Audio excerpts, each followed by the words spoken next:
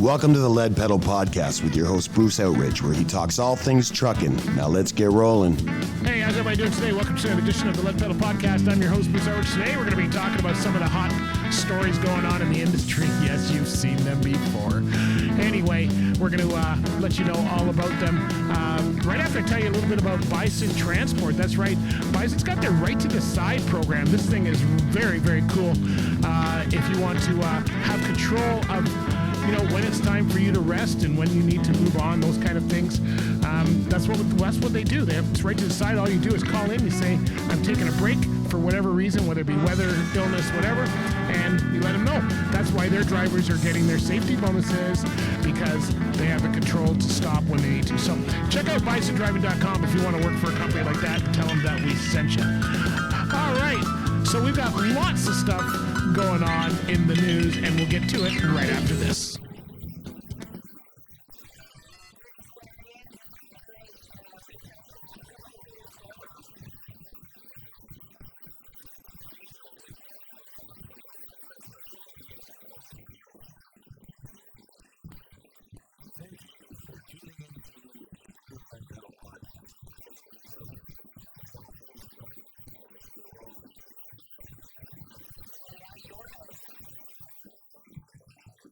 Oh, all right. So let's get into some of the stuff. Let's start into, we'll start with licensing. That's probably the biggest thing. The biggest things that we got going on right now are licensing issues and Driver Inc. These are the big stories that are going on this month. There's all kinds of other stories going on. But this one here, did you guys hear about this one? This lady that wore different disguises in an elaborate CDL exam cheating scam in New York City. So what she was doing, she was going to write the test on behalf of other people dressed in different this thing is crazy.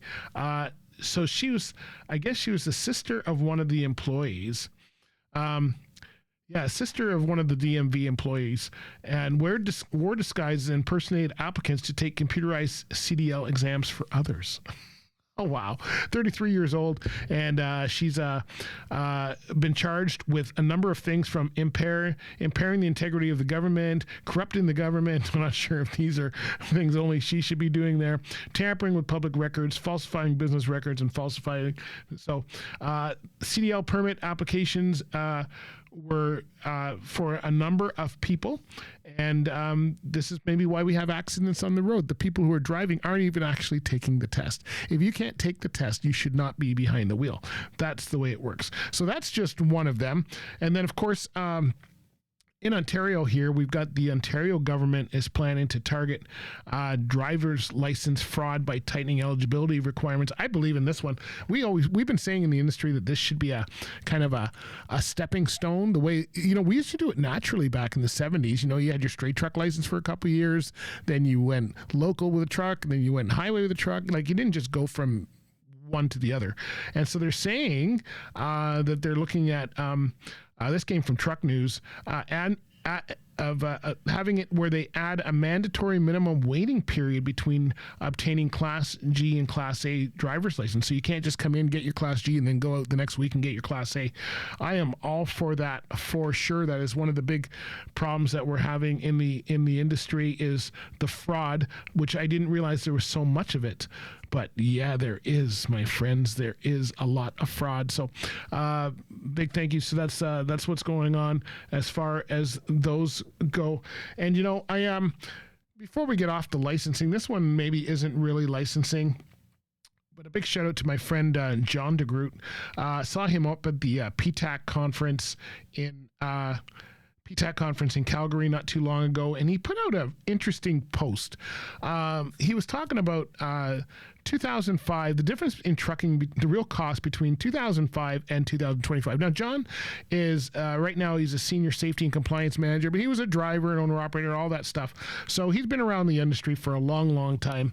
And I thought it was interesting what he did here. He put out a LinkedIn post that showed that driver pay, which is a true cost. So he's talking about the cost of actually like running your truck, which is one of the, if you think about it with Driver Inc., and this can take us into our next Driver Inc. story, but one of the things he's talking about here is for those carriers who are doing things right, there is a true cost to them of paying employees and all of that kind of stuff. And to the ones who are doing it the other way. So he says driver pay, a true cost, $25 to $50 an hour. That's 99% of the cost, right?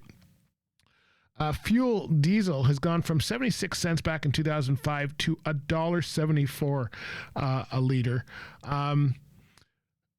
New tractor used to be $120,000. Now it's $240 plus, depending on what you buy. Insurance for a truck used to be $6,000 to $7,000 a year. Now it's $10,000 to $15,000 a year. Compliance technology, paper logs, ELDs, cameras, all of that has gone up. Operating costs, permits, administration, plates, all of that stuff has gone up 30 to 50% depending on what you have and what you do. Freight rates have not changed over 20 years. That's basically stayed the same. Profit margin reality, sustainable, unsustainable for many small carriers. And it says, can we really afford to do nothing to control this runaway train? And he's saying that Red Seal is the answer. And we were just talking about that. We were up at PTAC, and I believe that. And even if we don't have Red Seal, and I hope we do. I actually would love to see it as skilled trade, because for people like John and myself, John may have stuff in his file because he's smart, but then there's guys like myself who, have driven for 40 years, and yeah, we've had a mishap here or there, but for the most part, we've had a pretty good career. I mean, and there's really nothing to show other than the few people I stopped to change their tires at the side of the road is about all that I've got in my file. A couple safety pins, maybe a picture from an old truck. That's about all we've got back in the day. We don't have nothing to show to make you show that you've got 40 years of experience in this industry. So I agree with him. He's talking about if we do the Red Seal, that industry driven is where it's got to happen. Increased training standards, all for that. Safer fleets, reduce operating costs. If you're driving slower, you're actually saving fuel. People may not understand that, but that's really what's happening. Adopt vendor supports, public and political support. Public will get once we clean up our own industry. We can't expect the public to be on our side if our industry is a mess. Political support, I am going to leave it there. I am the most unpolitical person here. At least I pretend to be. Corporate endorsement, that's going to be a big thing. We need the carriers to kind of sign on to this. Elite driver support, I think we need that. Good mentoring programs, building skills, boost efficiency and control costs, increase public support, improve driver retention. The good carriers don't fight for drivers the way some carriers do. You wanted to go and work there. Hopefully attracting younger generations. We've struggled with this for eons. Decrease fatalities, injuries, damages, and free up first responders daily. This is what we need to work on today. Our highways were getting dangerous before truck drivers had issues. Now the truck drivers are having issues, and they're making some really, and if you're on social media, you see these videos. I don't need to go through them for sure. And withdraw patronage from suppliers that lack support of Red Seal and boycott their products. He's talking about Red Seal. I'll leave that one alone. I'm I guess a vendor supplier. We're media, so we're kind of in the middle of everything. But yeah, I think you need to work with the people who want to work with you. I mean, there's one of the reasons that we try to keep this podcast positive.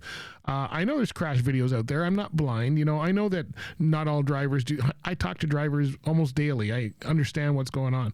But at the same time, you know what? That's not helping our image by showing more of that. So the ones who think that they're getting clicks, maybe they're getting paid through social media or whatever it is,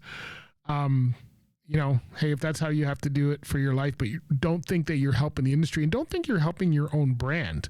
We talked a little bit about this in the episode we were talking about how to get a job not too long ago. The last episode, episode number 489, if you want to go check that out. Standing out and making sure that you're a personal brand, which is what we all have, whether you like it or not. You have a personal brand. People know you however it may be that they know you.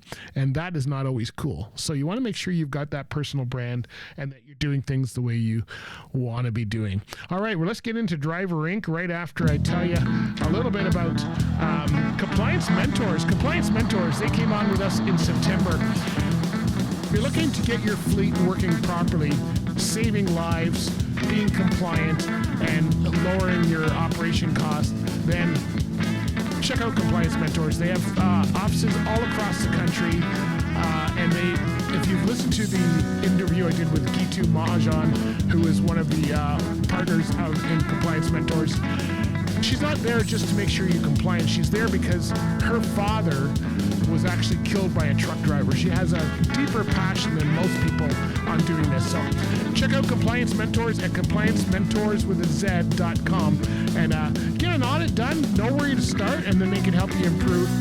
If you do not want to improve your operation, if you could just leave and go outside another door, that would be really helpful. All right, when we come back, we're going to talk a little bit about Driver Inc. Stay with us.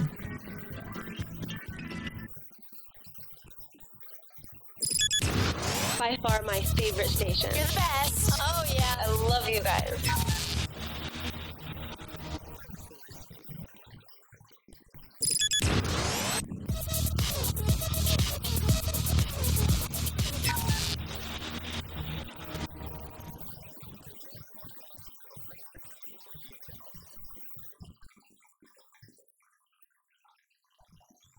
All right, so if you don't know who Mike Million is, you're probably new to the industry.